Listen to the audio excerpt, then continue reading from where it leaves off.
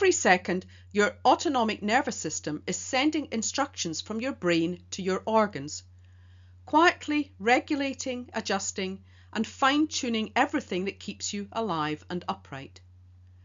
You don't have to command your body to speed up, slow down, digest lunch, or keep your blood pressure steady, because this system is doing it automatically, relentlessly, and with zero thanks. And understanding how it works is the key to mastering a huge chunk of physiology and making sense of pharmacology. Let's take a closer look at just how much it's doing for you. When we talk about the autonomic nervous system, we tend to think of fight or flight versus rest and digest. But before we get there, look at this. Right now, while you're just sitting here, your heart is beating, your lungs are expanding and recoiling, and your gut is pushing food along through rhythmic waves. And you're not thinking about any of this because the autonomic nervous system is taking care of it for you, continuously, second by second. This is why the autonomic nervous system isn't a sometimes on system. It's working 24/7, no holidays, no breaks, keeping you alive so your conscious brain can focus on the truly important things, like pharmacology exams and questioning your life choices, and then rediscovering the fascinating world of physiology. Now that we've seen how active the autonomic nervous system is, let's talk about what it actually is. The autonomic nervous system is the part of your nervous system that keeps your internal environment stable, and it does so automatically. It continuously adjusts heart rate, blood pressure, temperature, digestion, and more to keep you within a healthy range. It manages the internal organs without you having to think about it, and it keeps everything stable moment to moment.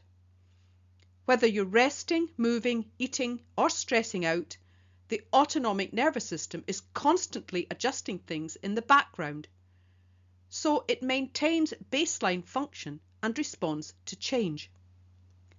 In other words, it's one of the major engines of homeostasis. Whether you're resting, moving, or stressed, the autonomic nervous system is working moment to moment to keep your internal environment stable. Unlike systems that activate only in special situations, the autonomic nervous system is always on duty, providing moment-to-moment adjustments to maintain homeostasis. It adjusts heart rate and blood pressure with every posture change, modulates airway tone and breathing patterns automatically, and controls gut motility and secretions. It also regulates blood vessels in the control of blood pressure and controls body temperature through sweat glands and the skin. The autonomic nervous system responds to reflexes that sense changes in the internal and external environments. So, every time you stand up, cool down, warm up, or eat a meal, autonomic reflexes instantly adjust blood flow, heart rate, breathing, and digestion. These moment-to-moment corrections are the quiet, automatic side of homeostatic control. The autonomic nervous system has two major divisions: the sympathetic system and the parasympathetic system. They're often framed as opposites: fight or flight versus rest and digest. But their real purpose is teamwork. The sympathetic system mobilizes resources, while the parasympathetic system conserves energy. Together, they fine-tune organ activity to maintain homeostasis, adjusting continuously as your needs change. They may often have opposite effects, but their goal isn't to cause conflict, it's to maintain balance. Most autonomic pathways follow a simple two-neuron design. A preganglionic neuron leaves the central nervous system and travels to a ganglion. A ganglion is basically a little cluster of the cell bodies of postganglionic neurons all hanging out together.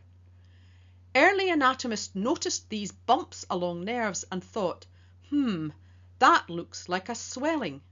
So they called it a ganglion, from the Greek for a knot or lump. Inside this little nerve lump, the preganglionic neuron synapses onto the dendrites or cell body of the postganglionic neuron. Here it releases the neurotransmitter acetylcholine, which diffuses across the synaptic cleft, where it can bind to acetylcholine receptors to activate the postganglionic neuron. There are two main types of acetylcholine receptor, but the ones located in ganglia are the nicotinic variety. Once activated, the postganglionic neuron fires action potentials, which travel down its axon to the target organ, where it releases its own neurotransmitter to trigger a response. The transmitter and receptor used at this second synapse differ between the sympathetic and parasympathetic systems, and I'll get into that shortly. The key thing to remember is this: all preganglionic neurons use acetylcholine on nicotinic receptors.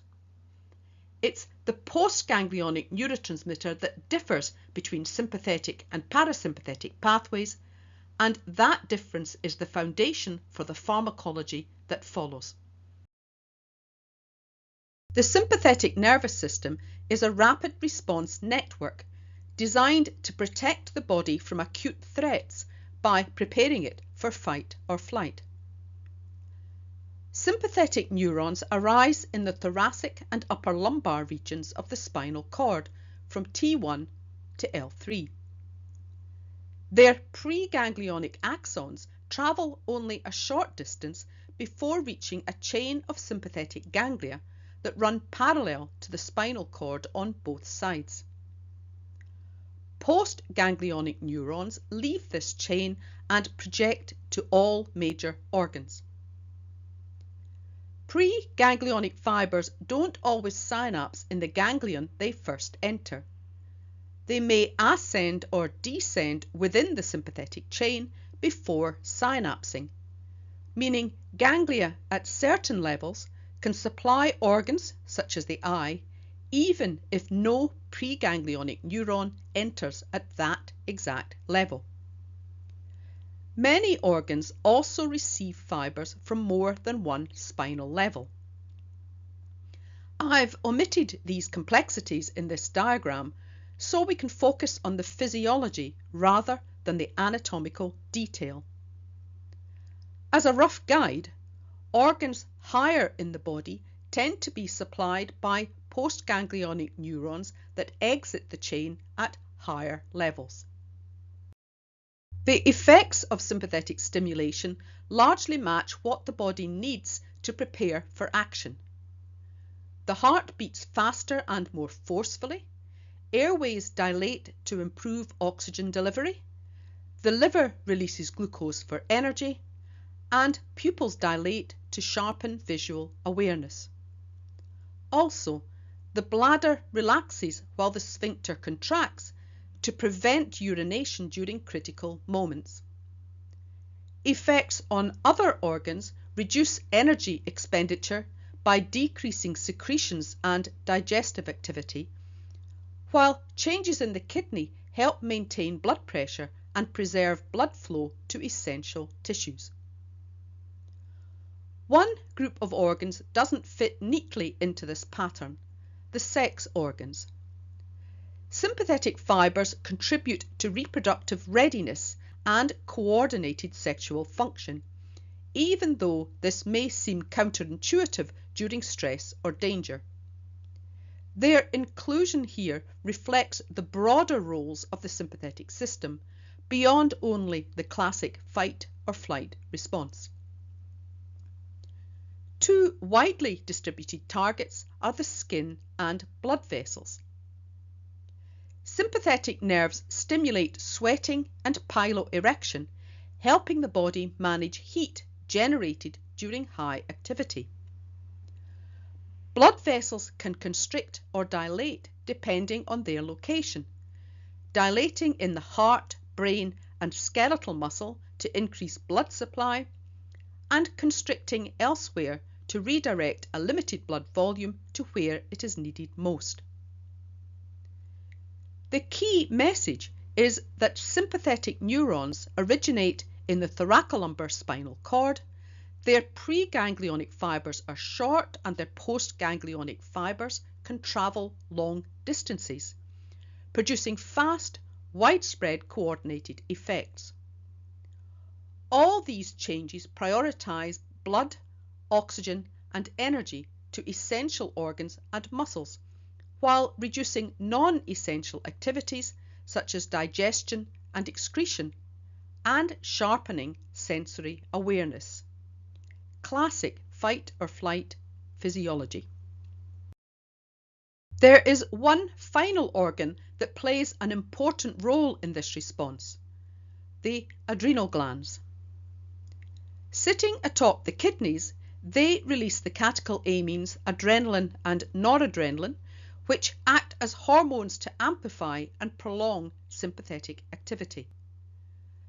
They are unusual because they are directly innervated by preganglionic fibers that pass straight through the sympathetic chain without forming a synapse. I will explain this in more detail later. The parasympathetic nervous system complements the sympathetic system by promoting rest, recovery, and the conservation of energy. Rather than preparing the body for urgent action, it supports the functions that maintain long-term health: digestion, nutrient absorption, waste elimination, and restorative processes. This is often summarized as the rest and digest response. Parasympathetic preganglionic neurons arise from two main regions: the brainstem and the sacral spinal cord. In the brainstem, fibers travel in cranial nerves 3, 7, 9, and especially 10, the vagus nerve, which provides the majority of parasympathetic outflow to thoracic and abdominal organs. Cranial nerves also supply the eyes and specific glands, for example, lacrimal glands and salivary glands. The remaining parasympathetic fibers originate in the sacral spinal cord and travel through the pelvic nerve, which supplies the lower abdominal and pelvic organs, including the bladder, distal colon, and reproductive structures. Unlike the sympathetic system, parasympathetic preganglionic fibers are long. They travel almost all the way to the organs they supply before synapsing in small ganglia located on or within the walls of those organs. As a result, the postganglionic fibers are extremely short and produce highly localized, organ-specific effects. The physiological actions of the parasympathetic system generally work to restore and conserve the body's resources. Heart rate decreases and airways gently constrict, supporting a calm metabolic state. In the digestive tract, parasympathetic stimulation enhances motility, increases secretions, and promotes nutrient absorption. In the liver and pancreas, it favours nutrient storage and processing rather than rapid mobilization. In the salivary and lacrimal glands, parasympathetic activity promotes saliva and tear production, supporting digestion, oral health, and eye lubrication. In the eyes, parasympathetic fibers constrict the pupils and adjust the lens for near vision, useful during restful activities. In the urinary system, they promote bladder contraction and relaxation of the sphincter, allowing normal urination in non-stressful situations. The sex organs are an important example of parasympathetic involvement. Parasympathetic activity produces the vasodilation needed for sexual arousal, while the sympathetic system coordinates later phases of sexual function. This highlights the complementary roles of the two systems in complex behaviours. A key difference from the sympathetic system is the parasympathetic system's minimal influence on the skin and blood vessels. Most blood vessels receive little to no parasympathetic innervation, so vasodilation and vasoconstriction are controlled mainly by sympathetic nerves or by local metabolic signals. Likewise, the skin, including sweat glands and piloerector muscles, has no meaningful parasympathetic supply, making sweating almost entirely a sympathetic function. The overarching message is that parasympathetic neurons arise in the craniosacral regions, have long preganglionic and short postganglionic fibres, and produce discrete, targeted effects. These actions slow the body down, promote maintenance and repair, support digestion and excretion, and facilitate reproductive functions. Together, the parasympathetic and sympathetic systems dynamically balance each other to meet the body's changing needs.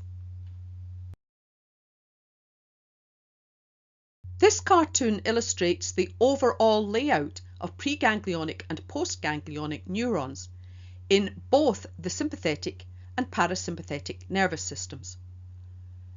You can see the cell bodies in the central nervous system, the ganglia where they synapse, and the postganglionic fibres projecting to the target tissues. We have already covered the synapses in ganglia, where communication in both systems uses the neurotransmitter acetylcholine, acting on nicotinic receptors. Now let's focus on what happens after the ganglion, at the postganglionic or effector synapses, where the main functional differences between the two systems appear.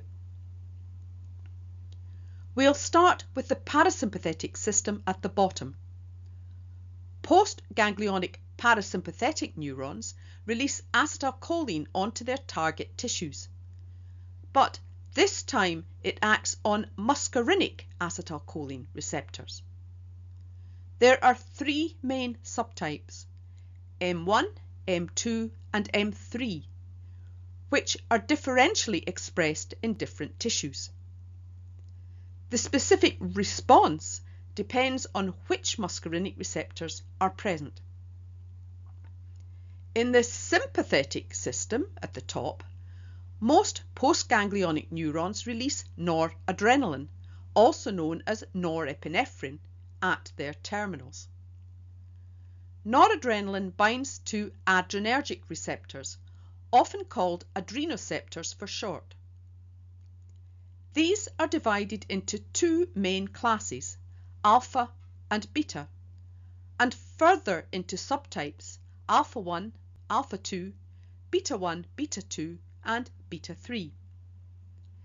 Different tissues express different receptor subtypes, so the effect of sympathetic stimulation varies depending on the organ. An important exception occurs in the skin. Sweat glands are innervated by postganglionic sympathetic neurons that release acetylcholine, which acts on M3 muscarinic receptors to stimulate sweating. Next, we'll look at where these different receptors are expressed and the specific autonomic responses they mediate. Here we can see how the autonomic nervous system affects different organs through specific receptors. On the left, we have the target organs or tissues. The middle columns show sympathetic effects and the receptor subtypes involved. The heart is the main organ containing beta-1 receptors, which is why we have drugs like beta blockers that selectively target the heart. Beta-2 receptors are more widespread, mediating responses in the lungs, eye, liver, GI tract and bladder. Beta-3 receptors are restricted mainly to the bladder and adipose tissue, which is why we have selective beta agonists to treat overactive bladder. Alpha-1 receptors are the most widespread of the alpha receptor subclasses. They play a supportive role in liver where beta-2 receptors dominate, but they are the primary mediators of smooth muscle contraction, responsible for effects in blood vessels, the eye, bladder and sex organs. Alpha-2 adrenoceptors are mainly found on presynaptic nerve terminals, where they regulate neurotransmitter release. Their presence on parasympathetic terminals also explains their actions in the gastrointestinal tract. On the right, we see parasympathetic effects.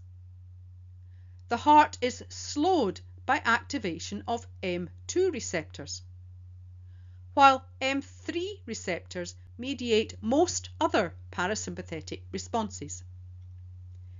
The M3 subclass also mediate the cholinergic sweat response to sympathetic stimulation.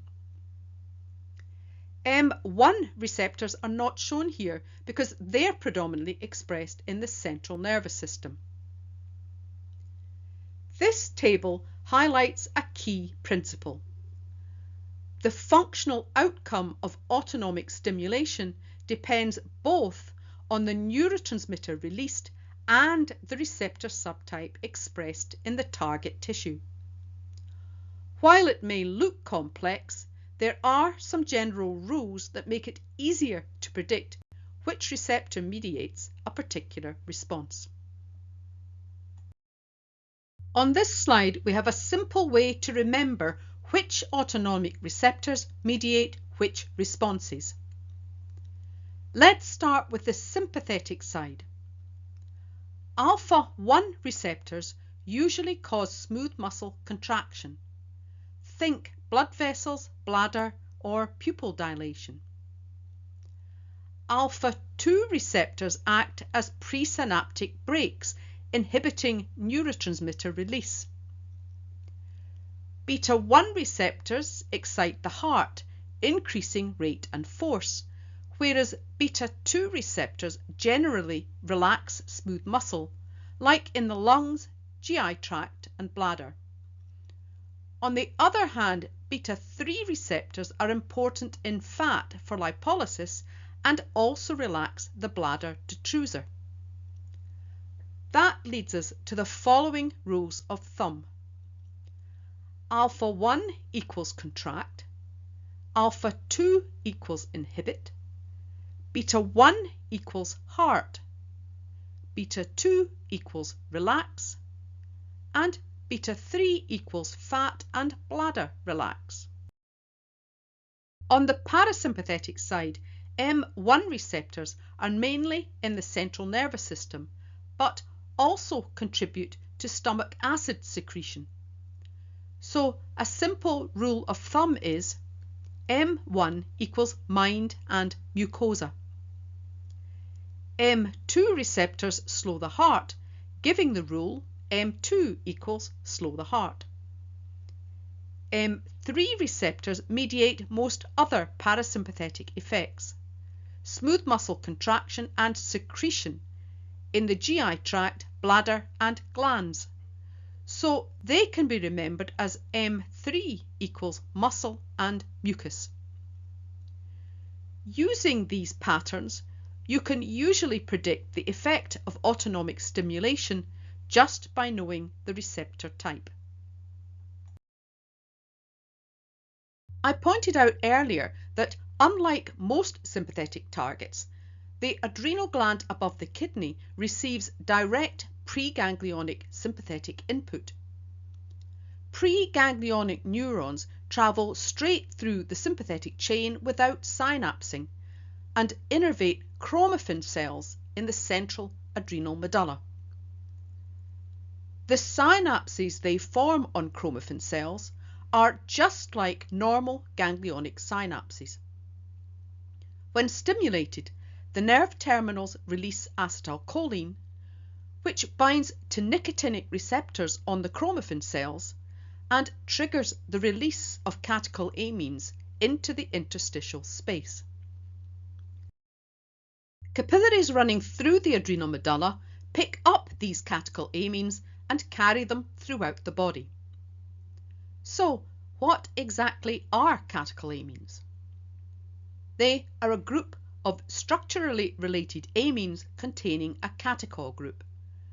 About 80% of the catecholamines released from chromaffin cells is adrenaline, and around 20% is noradrenaline, the sympathetic postganglionic transmitter. The remainder is dopamine. Like noradrenaline, adrenaline acts as an agonist at adrenergic receptors, producing effects similar to those caused by the neurotransmitter released from sympathetic nerves. This arrangement allows the adrenal medulla to amplify and prolong sympathetic responses across the body. In short, it acts as a neuroendocrine amplifier, providing a rapid, coordinated, whole-body sympathetic response during stress or danger. To see just how closely chromaffin cells resemble sympathetic postganglionic neurons, let's look at what happens inside the cells themselves. Here we can compare what happens inside a typical sympathetic postganglionic nerve terminal with what happens inside an adrenal chromaffin cell. Both cells start with exactly the same synthetic pathway. Tyrosine is taken up and converted first to L-DOPA. This involves the addition of a hydroxyl group by the enzyme tyrosine hydroxylase. DOPA decarboxylase then removes the carboxyl group to form dopamine, which is transported into vesicles. Inside the vesicles, dopamine beta hydroxylase converts dopamine into noradrenaline by adding a hydroxyl group. In sympathetic postganglionic neurons, that's where the pathway ends. Noradrenaline is stored in vesicles and released onto target tissues when the nerve is activated. Adrenal chromaffin cells, however, take the pathway one step further. They express an additional enzyme, phenylethanolamine N-methyltransferase, which adds a methyl group to noradrenaline, converting it into adrenaline. This means that when the cells are stimulated by preganglionic sympathetic fibers, they release mostly adrenaline, with some noradrenaline and a small amount of dopamine, directly into the bloodstream. So, although chromaffin cells and sympathetic neurons share much of the same machinery, chromaffin cells have this extra step that allows them to produce and secrete adrenaline as a hormone. This biochemical difference explains why the adrenal medulla is able to amplify sympathetic activity on a whole body scale. Although noradrenaline and adrenaline are structurally related, they are different molecules, so might be expected to interact differently with adrenergic receptors. They each have a different selectivity profile for adrenoceptor subtypes. This is the order of potency for noradrenaline. It strongly activates alpha-1 and alpha-2 receptors, moderately stimulates beta-1 receptors, but it is weak at beta-2 and beta-3 receptors. Because alpha-1 receptors dominate in the vasculature, noradrenaline causes widespread vasoconstriction when released from sympathetic nerves. That raises peripheral resistance and blood pressure, and any direct beta-1 mediated stimulation of the heart is often masked by reflex slowing of the heart. Its weak action at beta-2 and beta-3 receptors means noradrenaline produces little bronchodilation and minimal metabolic or bladder effects. Adrenaline has quite a different pattern. It strongly activates beta-1 and beta-2 receptors and only moderately activates alpha and beta-3 receptors. Adrenaline therefore increases heart rate and contractility through beta-1 receptors, and its strong beta-2 activity produces bronchodilation and vasodilation in skeletal muscle. These beta-2 mediated vascular effects reduce total peripheral resistance, which is very different from the pressor response caused by noradrenaline. Adrenaline also drives metabolic responses, such as glycogenolysis and lipolysis, again through beta-2 receptors. At higher concentrations, it can also stimulate alpha-1 receptors and cause some vasoconstriction, but beta receptors dominate the response. So, although both catecholamines act on the same family of receptors, their differing affinities mean they produce quite distinct physiological responses. To wrap up our lecture on the autonomic nervous system, here are the key points to remember. The sympathetic division arises from the thoracolumbar spinal cord, with short preganglionic and long postganglionic fibres. The parasympathetic division comes from cranial and sacral regions, with long preganglionic and short postganglionic fibres. The adrenal medulla is a special case. It receives direct preganglionic input and acts as a neuroendocrine amplifier. Both systems use acetylcholine at ganglionic synapses. Postganglionic neurotransmitters differ. Most sympathetic fibres release noradrenaline, while parasympathetic fibres release acetylcholine at target tissues. Sweat glands are an important exception, where sympathetic cholinergic fibres activate M3 receptors. Receptor subtypes explain the effects on different organs. A few rules of thumb help you predict responses. Alpha-1 contracts smooth muscle. Alpha-2 inhibits neurotransmitter release. Beta-1 excites the heart. Beta-2 relaxes smooth muscle. Beta-3 mobilizes fat and relaxes the bladder. M1 receptors are associated with the CNS and mucosa. M2 slow the heart, and M3 mediate most other effects. Finally, the adrenal medulla releases catecholamines into the bloodstream.